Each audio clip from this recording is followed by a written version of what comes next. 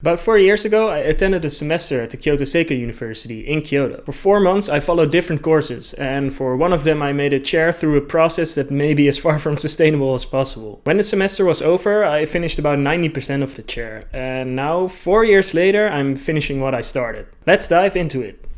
So this is the chair now. The chair itself has collected a lot of dirt over the years. The same goes for the frame, but instead of dirt, it's rust. So first things first, I will give it a thorough sanding as a way of cleaning it.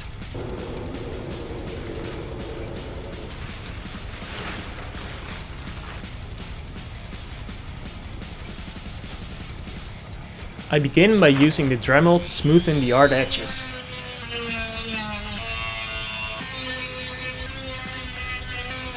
Everything else I have to do by hand because of the shape of the chair.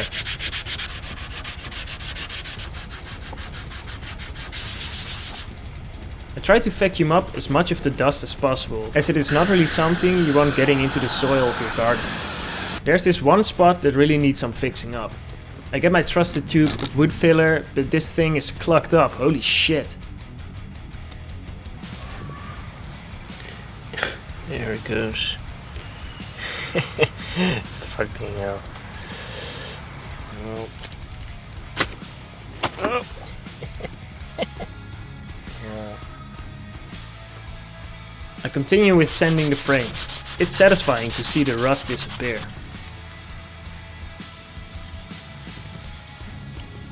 Why do I have a bandaged finger, you might ask? I broke my finger. A china cabinet made from metal fell on it. Cannot recommend it. It's a little inconvenient. For example, I cannot do my hair now. That's why I'm wearing a cap. Anyway, back to the video. I use a steel brush to try and brush away the rust in all the corners. My trusted wood filler has worked.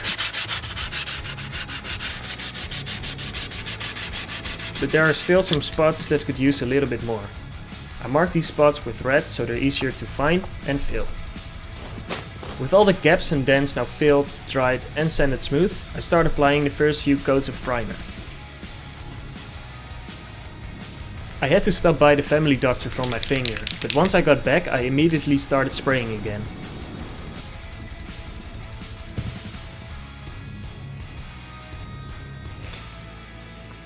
While that is drying, let me explain the process that went into making this chair. First, we had to make a wooden frame. On that frame, we made a mold for the chair out of clay. On the clay, we put some sort of adhesive. And on that adhesive, we put multiple layers of glass fiber. Once that had dried, we had to cut away the glass fiber chair from the wooden frame and remove all the clay. We filled in the dents with some sort of filler and sanded it smooth. And that was more or less the last thing I did to this chair. Oh yeah, I made a steel frame for the chair and let Yonemoto sensei help me make a custom box so I could send everything home to the Netherlands. This guy was such a legend. The class had long since ended and here he was, throwing away his evening to help this foreign student send this big ass chair to the other side of the world. Yonemoto sensei, 完成した結果を見せするためにいつの日か戻ってくることを約束します。I had to buy another can of primer, but the grey one was not in stock, so I had to buy the white one.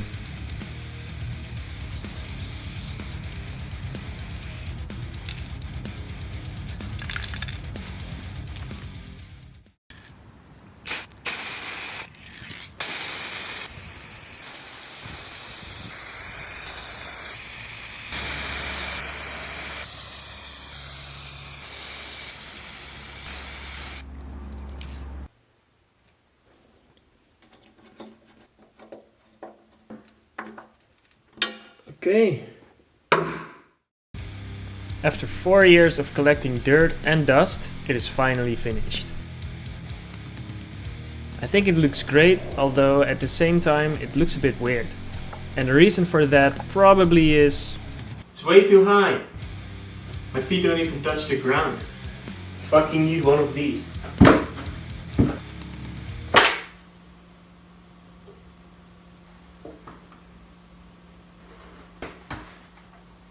This is not so bad actually. So I've done this whole video. while sitting on this chair. Not gonna lie, the seat is actually really comfortable. The only thing is that it's more like a bar stool than it is a chair. I also think that the overall design isn't so good. The legs don't really match the seat that well, and I can't help but think that it looks weird. Anyway, as always, let me know what you guys think down below, and if you'd like to see similar content to this, please consider subscribing. That's it for today, and I hope to see you guys next time. Bye.